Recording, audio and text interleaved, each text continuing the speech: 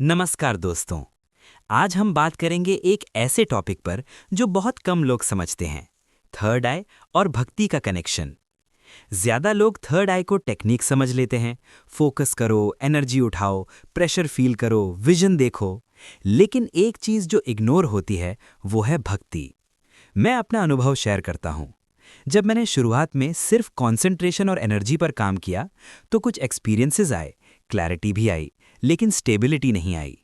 फिर धीरे धीरे मुझे समझ आया कि बिना भक्ति के थर्ड आई का काम अधूरा है। भक्ति क्या करती है? भक्ति ईगो को सॉफ्ट करती है, और थर्ड आई का सबसे बड़ा रिस्क होता है ईगो का सटल फॉर्म। जब थोड़ा परसेप्शन शार्प होता है, इंसान को लगने लगता है कि वो दूसरों से ज्यादा समझ रहा है। यहीं से इम्बैलेंस शुरू होता है।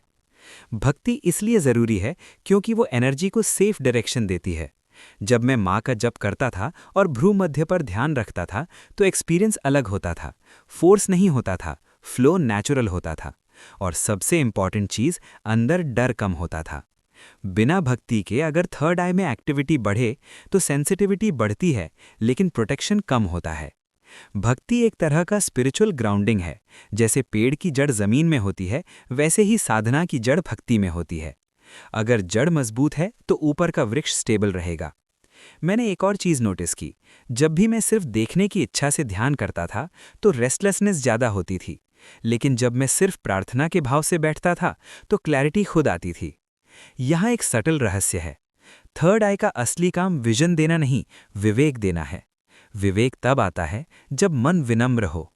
भक्ति विनम्रता देती है, और विनम्रता ही प्रोटेक्शन है। इसलिए जो लोग सिर्फ टेक्निक्स के थ्रू अवेकनिंग चाहते हैं, उन्हें अक्सर इम्बैलेंस फेस करना पड़ता है। लेकिन जो नाम जप, स्तुति, कवच और प्रार्थना के साथ आगे बढ़ते हैं, उनका पाथ कंपैरेटिवली सेफ होता है।